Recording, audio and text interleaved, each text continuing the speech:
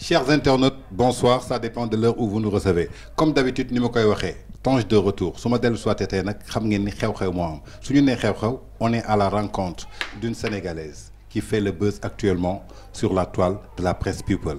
C'est qui? Je vais pas la présenter, je vais laisser elle-même se présenter. su ñu nee day def buzz ndaxte jamono ji foo ubbi ci toilu presse people bi on parle d'elle. Aujourd'hui moo tax ñu koy dalal ci Sénégal Live su ñu nee Sénégal Live nag c'est le Sénégal qui gagne moo tax tey ma ñëw seet si ko salaamaaleykum soxna si. maaleykum salaam Tange maa ngi kontaan am mbégte dalal la ci Sénégal Live. ñu bëggoon nga présenter sa bopp wax ñi yow yaay kan ndaxte man présenté wu ma la. waaw man Aïda Samb lañ may wax Aïda Samb surtout Samba Jabare Samb nekk artiste chanteuse voilà. donc yéen a ko déggandoo mu doon kan Aïda Samb moo tax présenté wu ma leen ko moom moo présenté boppam te yaakaar naa ne bés bu nee Aïda Samb rek Sénégal yëpp seen bët dina leer tey nag soo gisee ma seet si ko ndaxte elle fait le buzz moo tax ma dalal ko ci lii def buzz ndaxte moom mooy def buzz Aïda Samb. da nga jógee ci bés bu mag muy Grand Théâtre muy rêve artiste sénégalais yëpp ku joué wul Grand Théâtre da ngay mel ni joué woo nga dugg Grand Théâtre dama bëgg nga dellu silma en un instant rek ci sa Grand Théâtre bi nga jógee le 7 juillet. waaw damay sant yàlla bu baax di wax alhamdulilah ba may ñetti yoon sant sama borom julli ci yonentam bu tedd bi gërëm nag samay waajur gërëm samay mbokk sama askan samay am di jàmm samay xarit Grand Théâtre bi ñoo ko gisandoo comme ni ma doon wax yàgg naa ko wax tout le temps bu ma nit ci doon poser la question pourquoi demagoo Grand Théâtre ba tey à chaque fois sama réponse moo doon que ni Grand Théâtre du woon defe ci man parce que je pense que depuis ma génne sama album Saraba ba tey Sénégalais yi découvrir nañ ma mais je tenais ci Grand Théâtre bi Sénégalais yi xam exactement gën a découvrir Aïda Samb mu nekkoon événement bu am solo ci sama carrière et que alhamdulilah ba tey jii Sénégal je pense que depuis samedi ba tey Grand Théâtre bi la ñuy waxtaanee. maanaam ci buzz boobu lay dellu si comme ni nga waxee Grand Théâtre ñu bëree yàgg nañ la poser question bi te man dinaa ci ñëw ci kanam ne woon nga du defi ci yow mais challenge la woon mais un challenge réussi tey lan mooy succès réussite bi lan la fan la. succès bi mooy que ni liggéey parce que liggéey moo njëkk ni moo nekk ci kanam samay mbokk ñoo jàppale ma samay am di jàmm samay xarit. sama label aussi ñoom ñëpp ñëw jàpp si ba tey jii ñu sumb Grand Théâtre mu nekk une réussite totale. waaw Aïda réussite boobu nga wax dëgg la mais dama bëgg xam challenge yu Aïda Samb tey yow bi nga nee cëpp taxaw Grand Théâtre nga ubbi xool saalu 1800 personnes lépp fees dal ci kaw ak ci suuf te boobu spectacle du commencé gul lan moo njëkk doon impression Aïda Samb personnellement en tant que artiste di surtout Samba Jabare Samb. waaw mbëgte rek. parce que comme li ma dem première intuition bi yow lan ban sensation nga am. kontaan bu ma naroon def benn Grand Théâtre bu ma naroon na ñëw def spectacle benn bi ñu ubbee rideau yi permettre na ma def loo xamante ni sax xalaatuma ko woon parce que woote nit ñi wuy si la dafa neex Grand Théâtre dafa rëy donc boo fa wootee 1800 et quelques personnes. je pense que ne 1800 dañu duy ci kaw duy ci suuf ba nit ñi toog ci escalier donc il y avait plus de 1800 personnes dans la salle donc tey jii bu ñu demee ba loolu am bi ma ne tëll donc mbégte laa am firi kontaan bége ñëpp kontaan. waaw d'accord parce que tey su ñu nee 1800 places ba nga taxawee du woon defi ci yow challenge la réussir nga ko mais dañu gis ni que avant Grand Théâtre 10 jours avant ñu gis benn photo buy circuler sur toile bi. Aïda Samb tëdd feebar. est-ce que Aïda Samb amoon na confiance à 100% que réussite boobu dina ko am sa set personnellement. confiance dëgg nit ñi ñoo doon nattable mais man Aïda Samb nattable wu ma woon ne mën naa fay sa Grand Théâtre. léegi lu tax nit ñi di nattable tey su ma dellu soité aussi damay gis ni que jamono jii ñu toll au Sénégal da ngay gis artiste bu am single def Grand Théâtre wala def Sorano def anniversaire chaque année Aïda Samb je crois que moi je te connais depuis 2012. topp naa la fu nekk. dem naa ak yow fu nekk te pourtant scène bu nekk taxaw nga fa. pourquoi Aïda Samb attendre 6 ans pour def premier spectacle en 2018. waaw parce que bi ma dama génne album Saraba àdduna yëpp xam nañ ñoo découvrir ndoo album bi mu nekk album boo xamante ni. ça a cartonné partout. partout ma dem ci fu nekk donc album bu nekk am na durée de vie donc il fallait que ma bàyyi album boobu mu am def yoonam ba noppi ba pare mun ma woon rek génne benn album dama taxaw Grand Théâtre donc égal kon damay dem sept morceaux lay présenté ñi may seetaan si donc je tenais vraiment confirmer man sama bopp ba pare mooy sama deuxième album muy album Woyal Ma ba pare confirmer ko bi ñu koy confirmer ci leen bi album bi di génn ci leen jàpp Grand Théâtre. maanaam muy sa deuxième album. muy sama deuxième album. Ouais. donc am naa répertoire boo xamante ni nii mën naa ko présenter public bi parce que répertoire bu riche laa am. mais est-ce que tey li ñuy gis Sénégal ci musique sénégalaise du man maay wax. téléspectateurs yi ñooy wax da nga ne album nga génne donc doo woon am répertoire boo teg mais on voit actuellement ñoo xamante ni single la ñuy génne. dem Grand Théâtre. mais xam nga loolu qu'est-ce qui se passe lan mooy différence bi. bon man en tant qu'artiste man ce que je pense ci loolu mooy man li ma gëm mooy man bëgguma bur la étape man dama bëgg lépp lu may def dama koy def tempo parce que li may wax tout le temps mooy que ni musique du course de vitesse donc nit ki bu fekkee ne da nga xam sa bopp am sa talent te nga gëm sa talent amoo looy yàkkamti amoo looy daw bay daanu parce que tu as l'avenir devant toi loolu moo tax je tenais bàyyi lépp liggéey nag parce que ku déglu album Saraba déglu album Woyal Ma xam ne y a une grande différence dama liggéey. tey dañuy ñëw ci beneen question mooy sa deuxième album Woyal Ma Saraba da nga ko génne mu cartonné partout à travers le monde je crois que c'est un album qui a fait presque 4 ans sur le marché. saa yoo ko déggee nga foog ni bu bees la. ñu gis la nga génnee Woyal Ma muy album boo xamante ni aussi c'est riche en son et en mélodie. man je l'ai écouté. les Sénégalais l'ont écouté mais dañu gis dafa am benn manque de communication sa album boobu avant sa Grand Théâtre di ko déclenché c'est quoi les causes de Aïda Samb. waaw xam nga communication la je ne pense pas que ne sax problème communication la peut-être xam nga album boo xamante ni album de confirmation c'est toujours comme ça du mës a bokk ak album boo xamante ni ci la leen nit ci di découvrir donc album de confirmation il faut mu jël temps dem nit ci di commencer découvrir di ko découvrir et je pense que ne ci Grand Théâtre bi la àdduna bi yëpp découvrir album Woyal Ma parce que nit ñi ñu ngi ko doon déglu parce que man écho yi ma ci am yëpp ay écho yu extraordinaire laa ci am ñëpp ko apprécier et que ça n'a rien à voir ak album Saraba pour man. yàlla lépp lu mu def rek timidité bi foog nga bàyyi ko sénégalais ñu ngi la koy. yàlla li mu def rek bàyyi timidité bi. loolu c'est inné chez Aïda Samb. non sa kër timidel mais sur scène avec la musique il faut sortir de. mais ku ñëw Grand Théâtre keroog di nga xam ne am na benn Aïda Samb beneen Aïda Samb la sénégalais yi découvrir keroog Grand Théâtre yàlla lu mu def rek am na lu tax boo gisee album bi génn nit ñi di ko découvrir nànk-nànk peut-être yàlla lii la doon xaar benn ñaar boo seetloo même Grand Théâtre bi ñu koy programme bi ñu koy préparé c'était tellement compliqué ndax coupe du monde bi ba ñun ñii suñu jëm bopp dañu tiitoon mais xoolal li yàlla di def il a fallu que Sénégal ñu éliminer ko pour que nit yi concentré wu ci événement bi donc yàlla lépp lu mu def rek lu mu pare la démb donc il fallait que Grand Théâtre bi am pour que sénégalais yi découvrir album grandeur album Woyal Ma. D'accord comme nee nga confirmation la woon donc tu viens de confirmer on va rentrer encore toujours ci Grand Théâtre ndaxte moo waral def buzz bi et ça a été un succès majeur on va le dire sur Sénégal Live Aïda Samb da ngay def politique. non je fais pas de la politique. Grand Théâtre dañ fa dégg benn turu politicien lu bëri muy Aly Ngouille Ndiaye. ça n'a rien à voir. lan moo leen seq lan ngeen koo jokkoo. ça n'a rien à voir ak politique. man je fais pas de la politique dafa dëkk Jolof ma dëkk Jolof sama maam defal lu nekk Jolof donc tey yoon la tey bu ma wootee Grand Théâtre waa Jolof wuy si ma. sa album amul titre boo ko woy. ah mais c'est très normal sama premier album woy naa ci tonton Habib Sy te boobu moom mu ngi woon ci gouvernement bi. mais bu Aly Ngouille Ndiaye bi moo ëpp buzz. xëy na peut-être lu mu nekk APR la problème mu Macky Sall ak gouvernement bi moo tax. li ma mën a wax daal mooy que ne tonton Aly Ngouille politique lié wuñu li ñu lié ca suñuy maam la woon donc tey dafa ñëwaat rek feddali kóllëre bi amoon ci diggante maam yi loolu la def tey donc mais Aïda Samb que ça soit clair ci bopp ñëpp je fais pas de la politique je suis apolitique.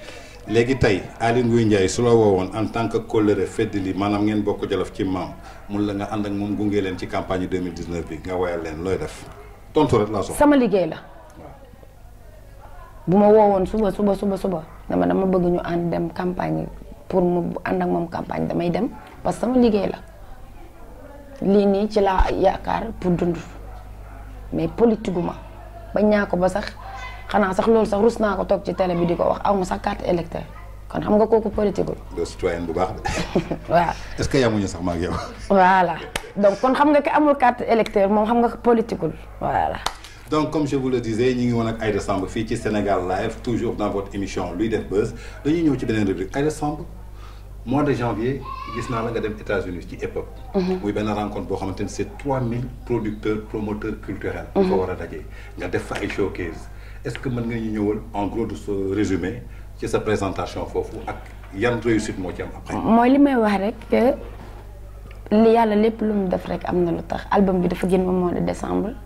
Janvier laa dem ci conférence boobu EPAT mu nekk conférence boo xamante ni y avait plus de 3000 producteurs yu fa nekk man maa fa nekkoon ci sénégalais donc mu nekk une chance ma dem découvrir lu bari def ay showcase yu bari donc mu nekk beneen ouverture ci man. Aïda Samb muy woy Aïda Samb nekk sur scène.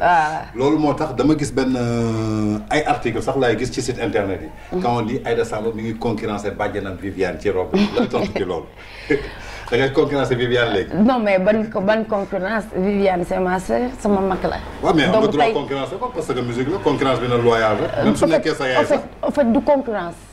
parce que Viviane def na lu nekk ci musique. dama ñaan yàlla def li mu def ci musique. non port vestimentaire laay wax. man ku ma xam ne depuis bu ma génnee ba tey lu ma sa sol rek damay xool li nga xamante ni moo ma jàpp li ma jàpp laay sol li ma sentir laay sol parce que bugguma dugg si loo xamante ni nekkul Aïda Samb à chaque fois damay bëgg di teg Aïda Samb mais. ça n'a rien à voir ak Aïda Samb dafay concurrence Viviane sama sœur la. waaw léegi looy tontu si yooyu. que ni Viviane sama sœur la que ni jamais au plus grand jamais concurrence du am. d'accord Aïda mais dañuy ñëw en tant que jeune moi aussi qui est jeune nekk ci milieu bi. tey soo ma nee lu ma sentir lay sol. mais est-ce que musique tollul foo xamante ni dafa am benn port vestimentaire boo xamante ni parfois am na benn plus bu muy def ci artistes bi on l'a vu aux États-Unis avec ñoom Lady Gaga les Beyoncé les Rihanna on l'a vu ici au Sénégal avec certains artistes nos artistes aussi qui ont osé faire quelque chose pour se faire propulser parce que jeunesse la Aïda Samb tey doo mère doo yaay booy. xam nga tey man jeune nga tey mën nga xool avec ban communication nga mën am ak say fans yi. tey parce que musique moo évolué musique jamono ji industrie la. xam nga suñuy wax waxi Samba Jabari Samba waxoo waxi Ndiaga Mbaye on parlait de la traditionnalité. léegi loolu je crois que jógee ni fi tey industrie la parce que moo la permettre tey nga dem ci ay grosses industries bu mel ni New African Production aux États-Unis def showcase est-ce que tey musique bi su laajee yow sa port vestimentaire war a ànd ak sa public jeunesse bi nga communiquer ak ñoom Aïda Samb dina ko def sur scène ou pas.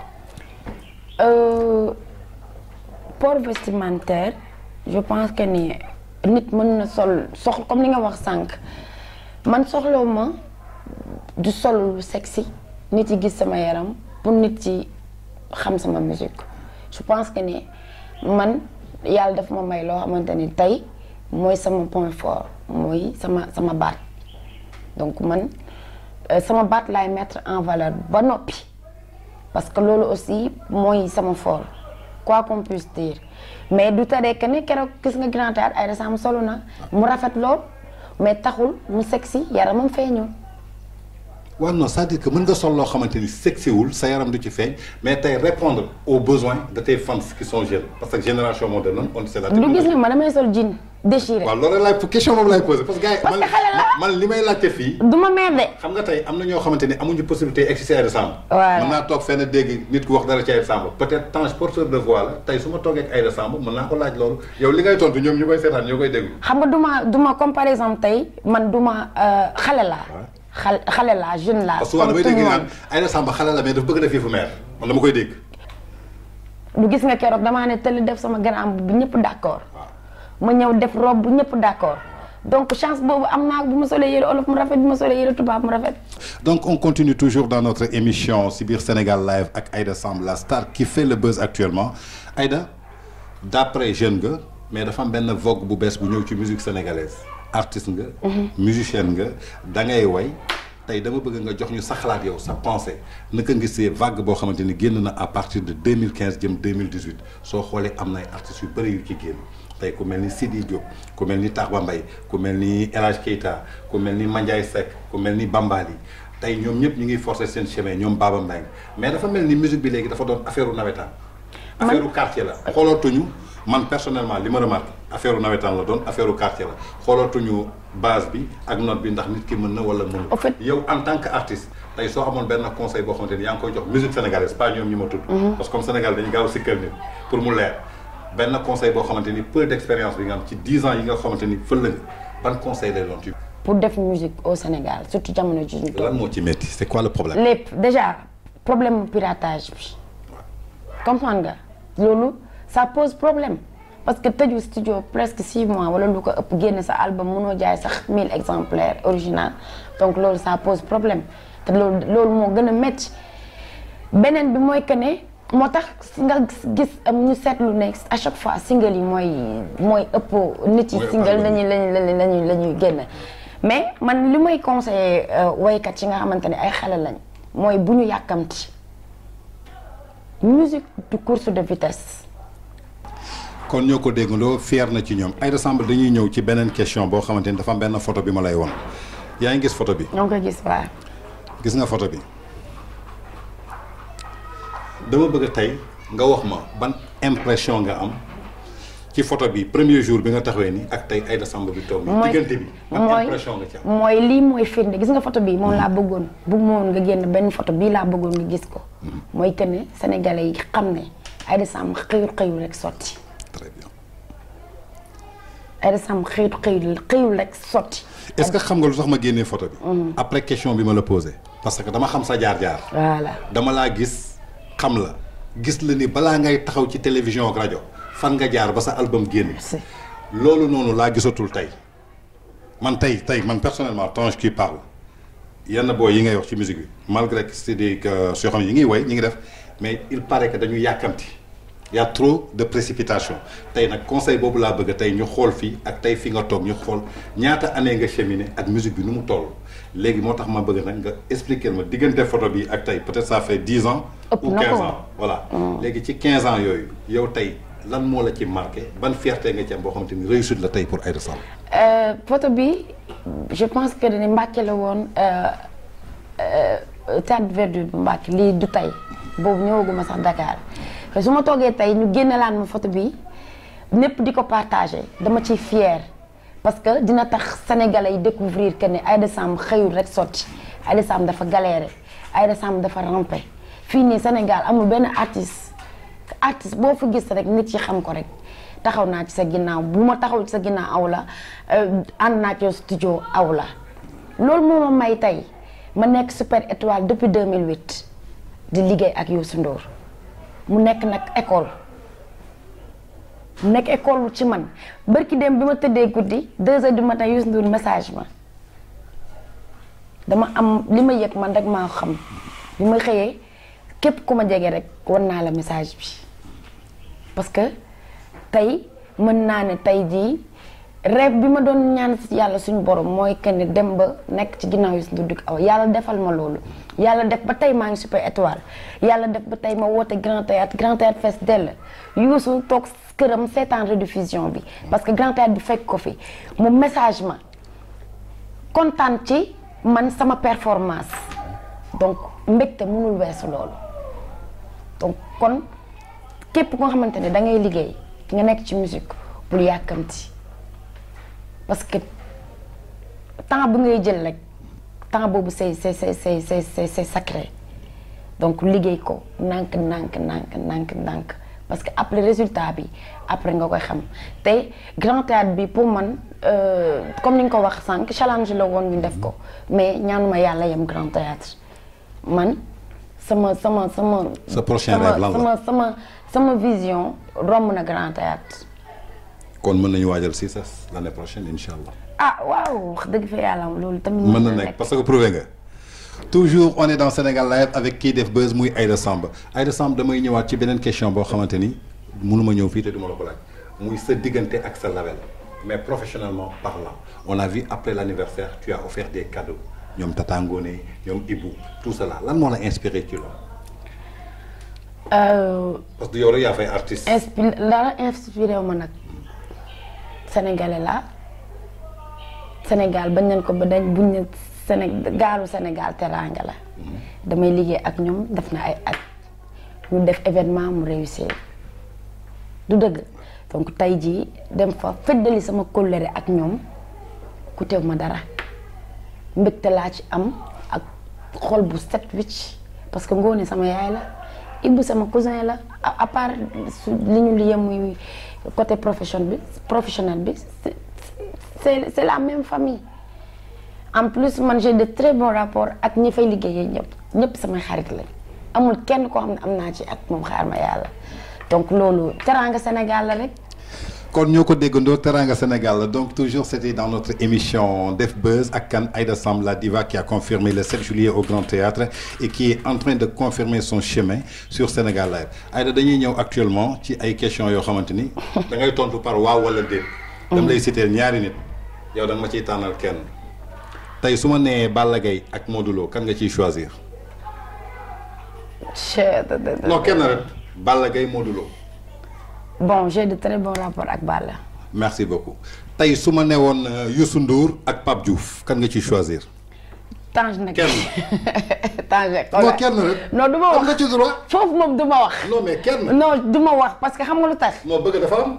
xoolal. sopp dafa am. waaw d'accord d'accord ngay déglu musique may déglu musique. du ma mën a choisir kenn parce que Pape Diouf sama frère la wane na ko Sénégal yëpp. teg ci bëtam Youssou Ndour sama. waaw léegi tànnal ma ci kenn ci côté musique. man waxuma ci côté jikkole musique ci seen way kenn. waaw mais xam nañ ne Sénégal Youssou Ndour amu fi morom ci way. non yow xam nga tey man tey Youssou Ndour waaye mën na ma bañ a neex woy Ouzin Keita neex na am naa choix. waaw voilà te xam nañu Youssou Ndour mooy numéro 1. waaw côté boobu laa lay waxee. dañuy ñëwaat ci joueurs yi tey su ma newoon Sadio Mané ak kii Karamboj.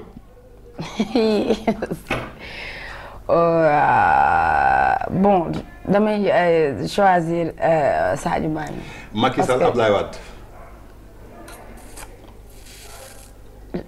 foofu moom duma non kenn politique duma wax. non kan moo la ci neex même su dul politique sax mais kii neex na ma ci.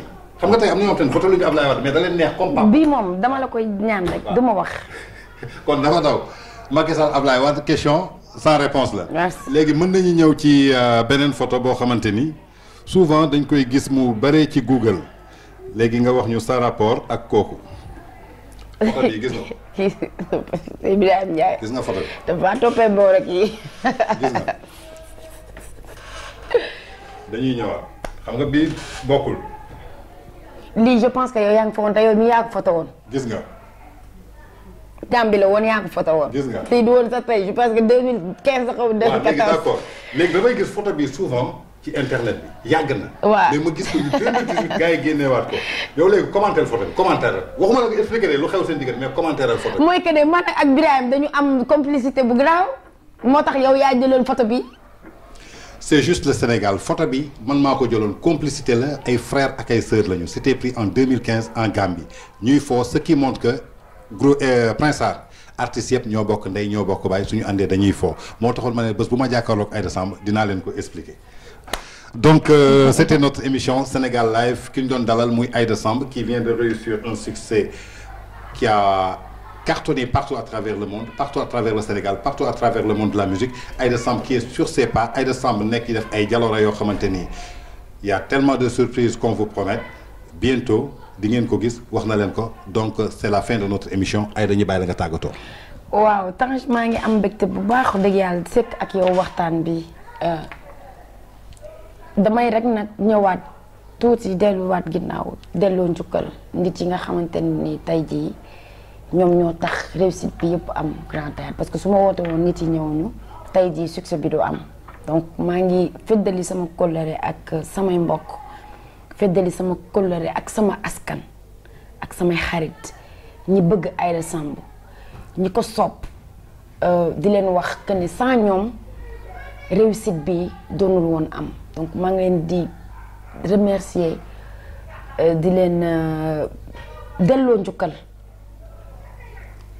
parce que woote ñëpp ñëw rek dafa neex daal dafa sedd xol donc maa ngi remercier sénégalais yëpp képp ku bëgg Aïda Samb ñi may ñaanal te xamuma leen dafa bari ñi ma bëgg tey te xamuma leen dafa bari donc tey jii j'ai eu la chance Sénégal ñëpp bëgg Aïda Samb donc alhamdulilah ñoom ñëpp maa ngi feddale sama kóllëre di leen ñaan di leen wax ni ñu ngi doog a commencé je pense que ne sama carrière mu ngi doog a commencé donc soxla ñaan soxla jàppale soxla support di tàllal sama loxo Sénégal yëpp pour que affaire yi gën a jëm kanam inchallah. Merci beaucoup, nous te remercions. On était à la rencontre de Aïda Samb lii def buzz fii ci Sénégal Live comme je vous l'ai dit képp koo xamante ni yaa ngi def buzz nag du question ni koo xamante ni yaa ngi def ay njombe képp koo xamante ni def nga dara mu réussir nga occuper la toile de la presse sénégalaise ou internationale on va vers toi pour parler avec toi sur des sujets positifs rien que pour développer ta communication et te faire passer à l'avant. Ça c'est Sénégal Live avec Tange, une nouvelle vision, ça change tout.